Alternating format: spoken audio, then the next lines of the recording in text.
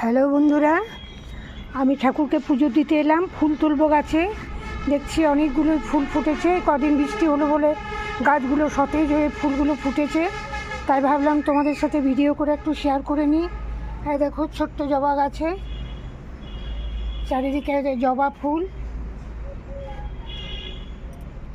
এটা তো একটা, এগুলো আমরা নয়নতারা ফুল বলি, দোপাটি ফুলও বলি।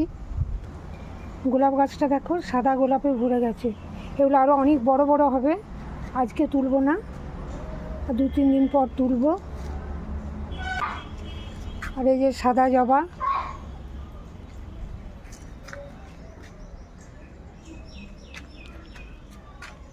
এই যে একটা জবা, কি সুন্দর কালারটা দেখো। বড় গাঁদাগুলো তো সব গাছগুলো নষ্ট হয়ে গেছে। এই ছোটো এই গাঁদাগুলো ধরে আছে, এগুলোও তুলব। ভেতরে এই 3টে কামিনী ফুল ফুটে আছে সাদা। এটা ঠাকুরকে দেবো, অনুকূল ঠাকুরকে।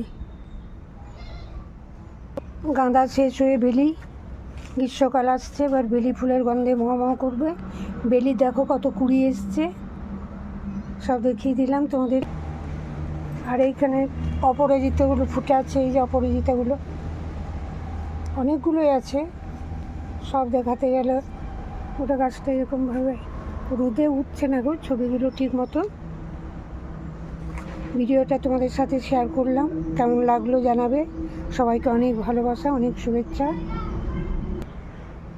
সবাইকে অনেক ভালোবাসা, সবাই ভালো থেকো।